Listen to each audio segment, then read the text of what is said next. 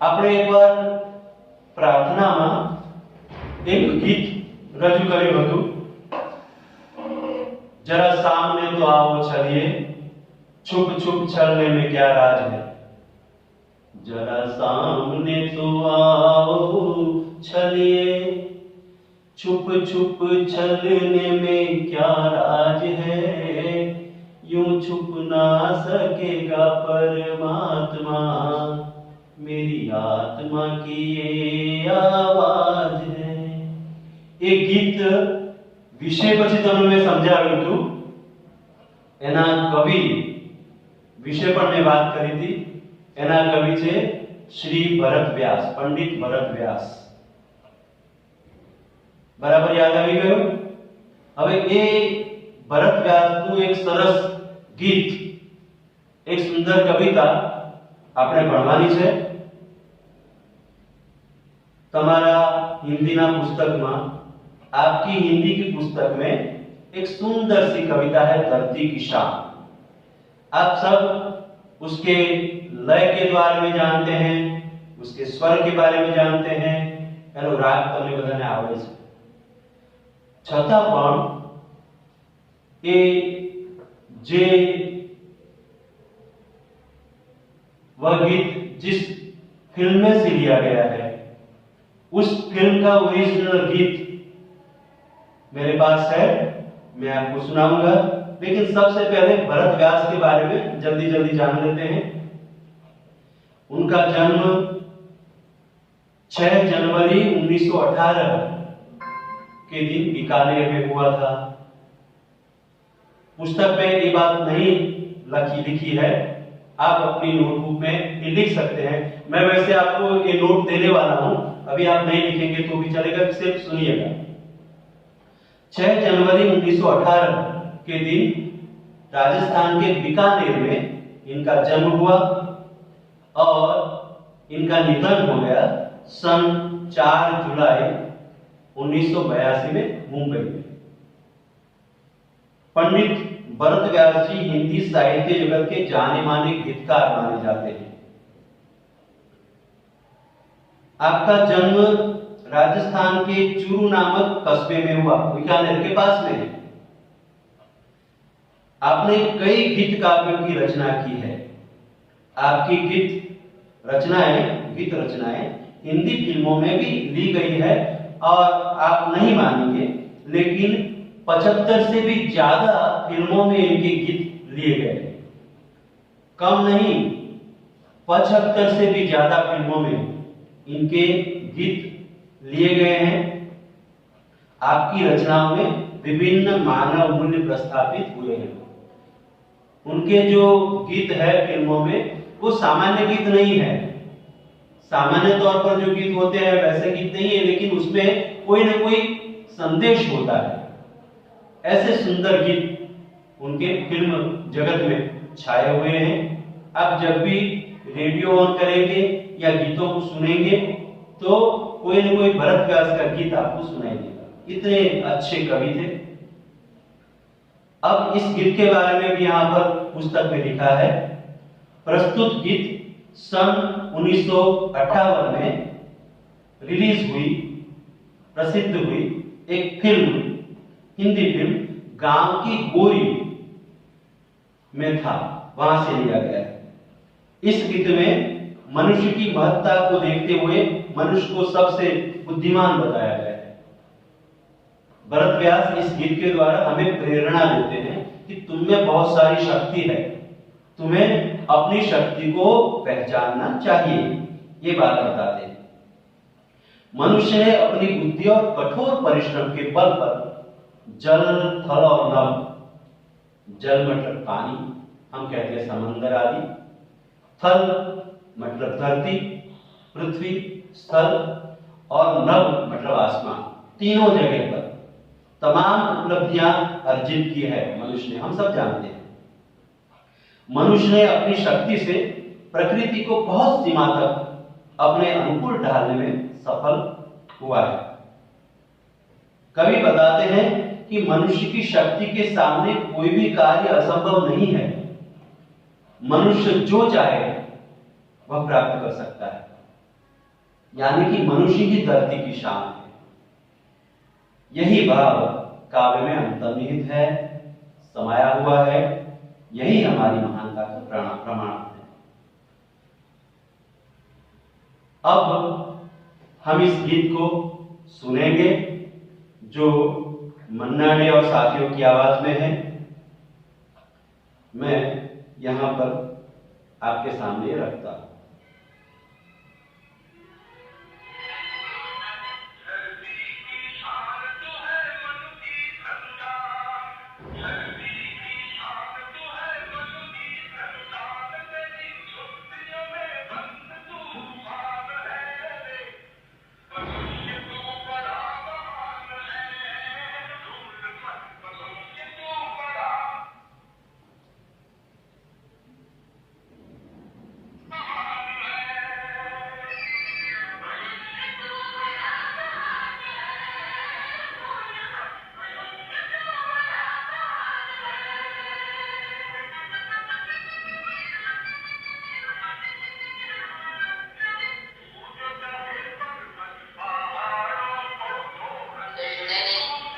Hello, सुनाई देता है?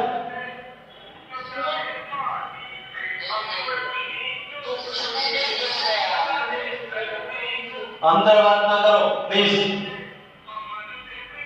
तुम्हारा ऑडियो ऑफ करी दो, म्यूट करी दो बराबर।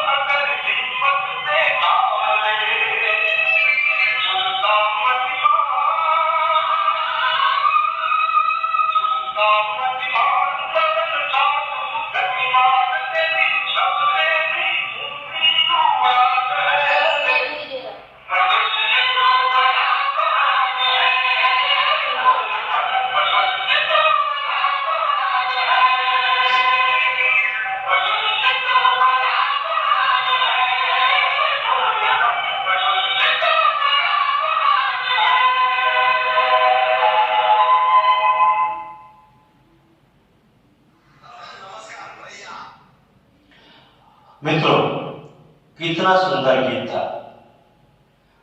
इतना ही सुंदर इसमें संदेश भी है, इतनी सुंदर प्रेरणा इस गीत से मिलती है। अरे इतना तो सुंदर सुनाई देता है, मेरी आवाज नहीं आती? बिल्कुल नहीं आती है।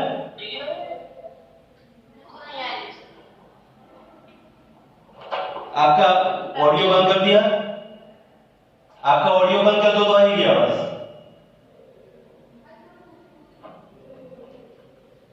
कवि कहते हैं कि हे मनुष्य, तू धरती की शान है, पूरी धरती में सबसे तू महान है, और इसलिए तू इसलिए महान है क्योंकि भारत की संतान है, तू ही भारत की संतान है और इसलिए धरती की शान तू है। भारत के लोगों को प्रेरणा देने के लिए, भारत के लोगों को संदेश देने के लिए ये गीत रचा गया है। दोस्तों, दुनिया के लोगों की बात नहीं है, सिर्फ भारत की संतान की बात है। देखो यहां पर संतान शब्द भारत की संतान लिखा है, स्त्रीलिंग शब्द है, याद रखना। तेरी मुट्ठियों में बंद तूफान है, तू तूफान ला सकता है, लेकिन कैसा तूफान? कैसा तूफान? बर्बादी का तूफान नहीं, प्रगति का तूफान। तू प्रगति कर सकता है, क्रांति ला सकता है, क्रांति का तूफान तेरे हाथों में है। तू अगर तुम्हारी मुट्ठी खोलेगा तो क्या होगा? तूफान आ जाएगा, तूफान आ जाएगा, ज्वार आ जाएगा, ज्वार आएगा, भरती आएगी, तूफान आएगा, क्रांति का तूफान। मनुष्य तो बड़ा महान है, लेकिन कौन सा मनुष्य? भारत की संतान, भारत का वो महान है। हम सब जानते हैं भारत में कितने सारे सपूत हुए हैं, भारत के कितने सारे महान लोग अपने झंडे गाड़े हुए हैं। कई बातों में उन्होंने अपना इतिहास रचा, ये हम सब जानते हैं। यहां पर पहले परिच्छेद में लिखा है, तू जो चाहे पर्वत पहाड़ों को फोड़ दे। ऐसा होता है कि नहीं होता है? कोई कहेगा अपना ऑडियो ऑफ करके और ऑन करके कि किसने पहाड़ों को फोड़ा? कोई कह सकता है? पर्वत पहाड़ को किसने फोड़ा? दशरथ मांझी। ओके, बिल्कुल बिल्कुल सही। अब ऑफ कर दो। ओके, अब ऑफ कर दो। तुम्हारी बात सही है। दशरथ मांझी जैसे भारत के लोग होते हैं जो अकेले अपने दम पर, अपने बलबूते पर पहाड़ को तोड़ सकता है और मर्यादित समय में सिर्फ एक ही साधन को लेकर, एक उसे क्या कहते हैं, छीन और हथौड़ा लेकर पूरे पर्वत को तोड़कर रास्ता बनाता है बीच में से। कितना महान! इसलिए लिखा है। लेकिन देखो, भरत व्यास जिस समय हुए उस समय दशरथ मांझी नहीं हुआ था, लेकिन भरत व्यास की कल्पना देखो। कवि की कल्पना क्या है? वो कहते हैं कि तू जो चाहे पर्वत पहाड़ों को फोड़ दे। उसकी कल्पना में है कि ऐसा मनुष्य भारत में है जो कितने ही साल बाद दशरथ मांझी उत्पन्न होता है और पर्वत को फोड़ता है। तू जो चाहे नदियों के मुख को भी मोड़ दे। हमने देखा है कितनी सारी नदियों के मुख को मोड़ा है। आप जानते हैं गंगा का पानी कावेरी तक जा सकता है, नर्मदा का पानी साबरमती में आता है, साबरमती का पानी मुक्तेश्वर में आता है। नदियों के पानी जो उसकी जो धारा बहती थी उसको मोड़कर कहीं और पानी को ले जाया जाता है। वो कौन कर सकता है? आदमी तो कर सकता है।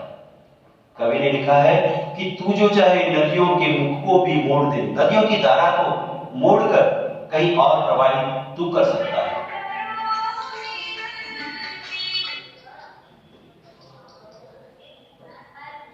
Hello hello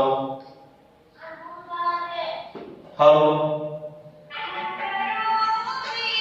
hello. हाँ हाँ दीदी, बाकी है तो हाँ हाँ ओके ओके, मुझे बात करूं, क्लास चालू है। हाँ, तो भारत के आदमी में कितनी महान शक्ति है। पर्वत को फोड़ सकता है, नदी को मोड़ सकता है। तू जो चाहे माटी से अमृत नहीं छोड़ दे। धरती में जो अमृत है उसको निचोड़कर धान्य में रूपांतरित कर सकता है। धरती के अंदर पानी है, वो अमृत है, उसको बाहर ला सकता है।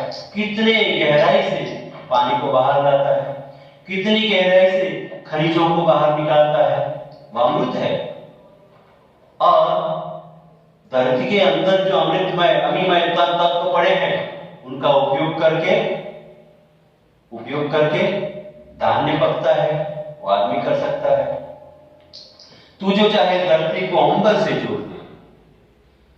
और हम सब जानते हैं, हमारे लोग ऊपर आसमान में जितने भी ग्रह है उन पर जाने का उपक्रम रचता है। धरती और आसमान को एक कर दिया। ऐसा तो अब तो ऐसा लगता है जैसे मनुष्य ने एक पाथ बना दिया है, एक रास्ता बना दिया है, एक हाईवे बना दिया है, जैसे यहां से वहां जाया जाता है। अब तो आप जानते हैं ना कि मंगल पर या चंद्र पर हम यात्रा करने को भी जा सकते हैं। ऐसा भी उपक्रम है। दोस्तों, धरती से अंबर को जोड़ने का उपक्रम मनुष्य ने रचा है, ये हम सब जानते हैं। अमर तेरे प्राण मिला तुझको वरदान। तुझे अमरता का वरदान मिल गया है। कैसे? कोई आदमी हमेशा जिंदा रह सकता है? नहीं तो ऐसा कैसे हो सकता है? आदमी जिंदा नहीं रह सकता है, लेकिन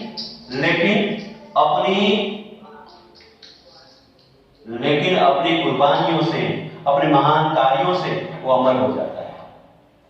काम ऐसे करता है कि आदमी हमेशा याद रहता है और अमर हो जाता है। अमर तेरे प्राण मिला तुझको वरदान, तेरी आत्मा में स्वयं भगवान।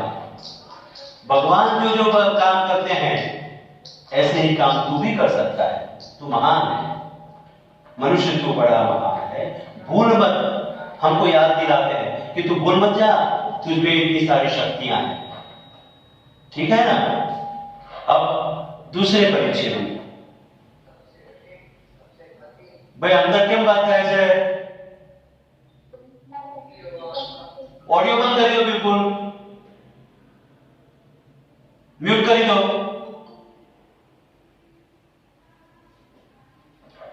नैनों में ज्वाल, तेरी गति में भूचाल, तेरी आंखों में आग है। ज्वाल का अर्थ है अग्निशिखा, ज्वाला, लौ। हम अग्नि की जो लौ कहते हैं ना, वो ज्वाल। तेरी आंखों में ज्वाल है, तू जिस तरफ देखता है वहां तू कुछ भी कर सकता है। लोग तुझसे डरते हैं, लेकिन कभी बर्बादी के लिए नहीं। तू बर्बादी करेगा इसलिए नहीं डरता। लोगों को तेरी पहचान है कि तू है तो कुछ कर जाएगा, तू क्रांति कर सकता है।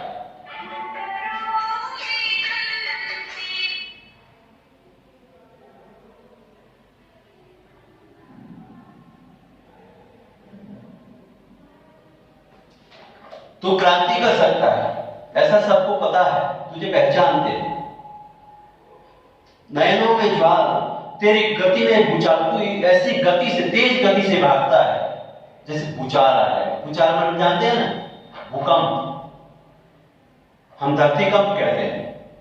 ऐसी गति है कि सारी धरती देखती रह जाती है, सारा विश्व तुझे देखता रह जाता है। तेरी गति में भूचाल है, इतनी तेज गति से तू प्रगति कर रहा है। तेरी छाती में छिपा महाकाल है। और हिम्मत तो तेरी देख, तू कितना हिम्मतवान है कि तेरी छाती में जैसे महाकाल छिपा हुआ है। महाकाल मतलब जानते हैं ना, शिव, रुद्र। आप जानते हैं उज्जैन में जो शिव जी का मंदिर है वो कौन से शिव जी है? महाकालेश्वर। और महाकाल का अर्थ है मृत्यु। तुझे कोई देखता है तो उसे लगता है जैसे महाकाल आ गया है, भूकंप आ जाएगा। दुश्मन तुझसे सिर्फ थर थर कांपते हैं। दुश्मन तेरे सामने ऊंची आंख करके देख नहीं पाते, इतना हिम्मतवान तू है। तेरी छाती में छिपा महाकाल, पृथ्वी के लाल तेरा हिमगिरी सा बरपाल। तू पृथ्वी का लाल है, पृथ्वी का पुत्र है, लाल मतलब पुत्र। तू पृथ्वी का पुत्र है और तेरा हिमगिरी सा बाल, तेरे ललाट पर हिमगिरी है, हिमालय है। तेरा सिर देखो तो सिर पर हिमालय छाया हुआ है। हिमगिरी जैसा तेरा बाल है, विशाल ललाट है।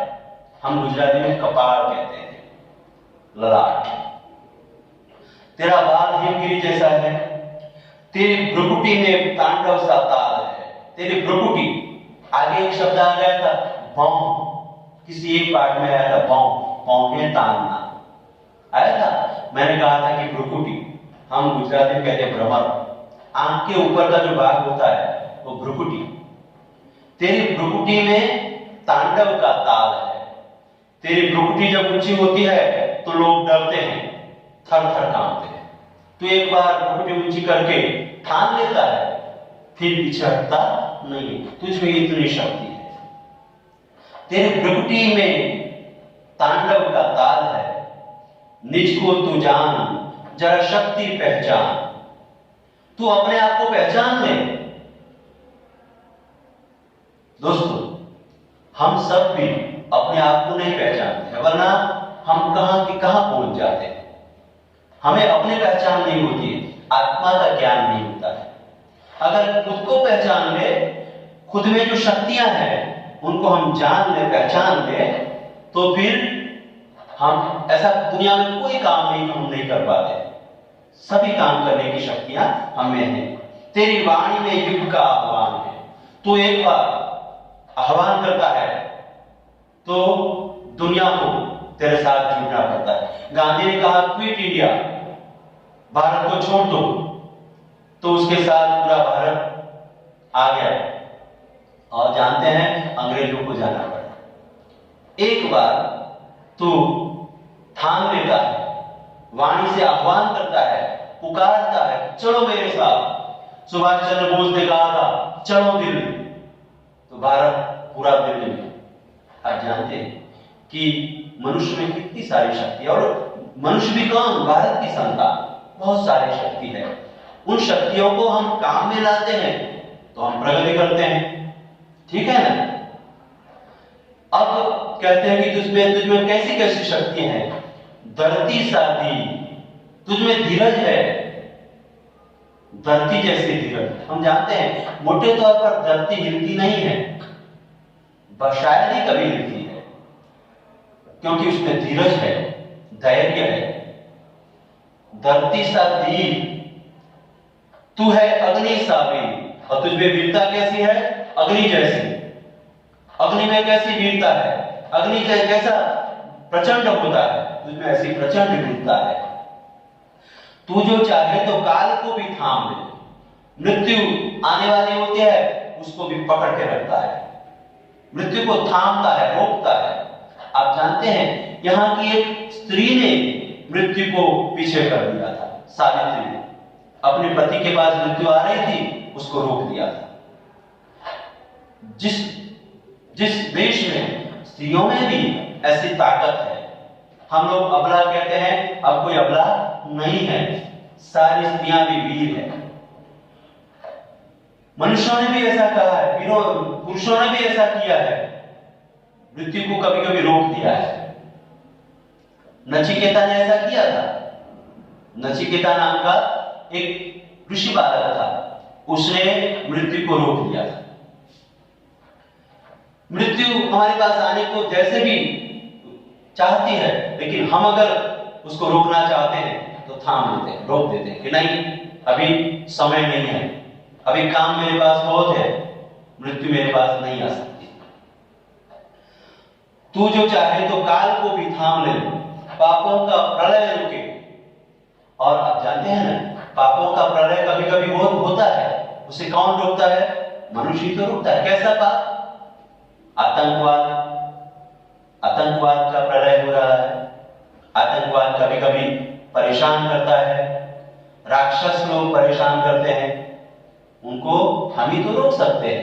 आप जानते हैं 32 डिग्री -32 डिग्री में सैनिक वहां पर आतंकवाद को रोकने के लिए खड़े हैं। वो कौन है? भारत की संतान है। हम भी ऐसा कर सकते हैं।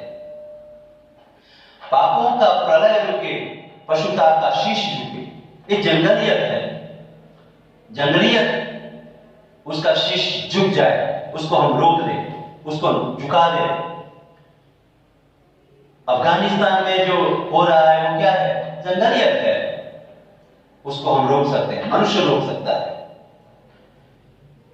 पशुता का शीश झुके, तू जो अगर हिम्मत से काम हो। लेकिन एक शर्त है, ये सब झुक सकता है, रुक सकता है। शर्त एक है, बशर्ते यह कि तू हिम्मत से काम ले, तू एक बार ठान ले और हिम्मत करके इनका मुकाबला करे, तो ये सब कुछ हो सकता है।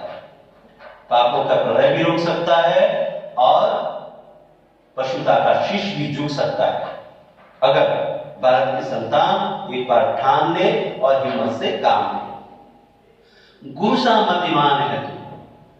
मतिमान मतलब बुद्धिशाली। गुरु में जितनी बुद्धिशाली बुद्धि है, उतनी ही बुद्धि तुम में है। गुरु सा मतिमान, गुरु जैसा तो बुद्धिशाली है और पवन जैसा तो वेगवान है, गतिमान है। एक मतिमान और गतिमान दोनों कर्तृवाचक है, याद रखना। पवन जैसा गतिमान है और गुरु जैसा मतिमान है, बुद्धिशाली है। तेरी नभ से भी ऊंची उड़ान, आकाश से भी ऊंची उड़ान तेरी है। सिर्फ भौतिक उड़ान की बात नहीं है, स्थूल उड़ान की बात नहीं है। कौन सी उड़ान की बात है? सूक्ष्म उड़ान, जो दिमाग से चलती है, विचारों की उड़ान तेरी बहुत ऊंची है। और ऐसी उड़ान लेकर तू जा सकता है। मनुष्य, तू बड़ा महान है। तू अपने आप को पहचान ले। तू धरती की शान है, तू भारत की संतान है। तेरी मुट्ठियों में तूफान बंद है, उसे खोल दे।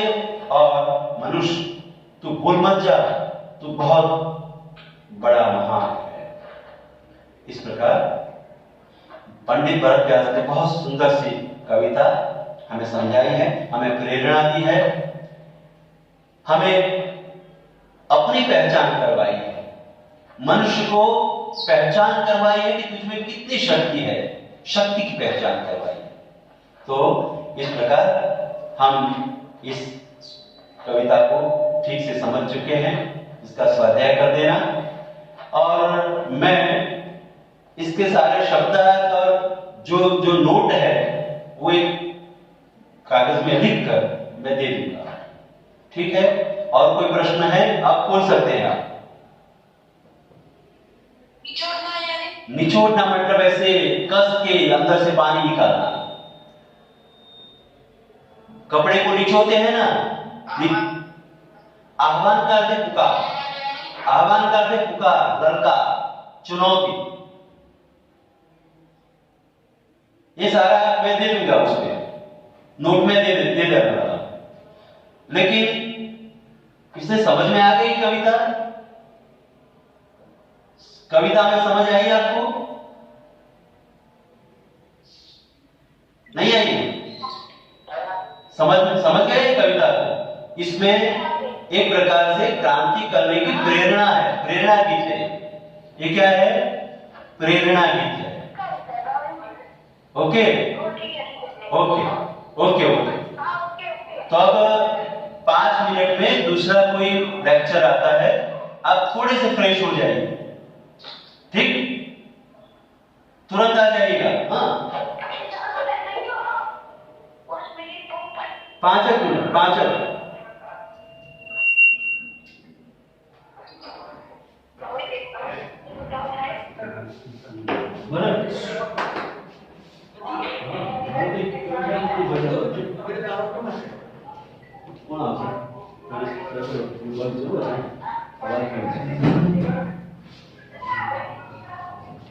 बंद करी स्टॉप करी नहीं होता है, एक मिनट एक मिनट। ओके। वेलकम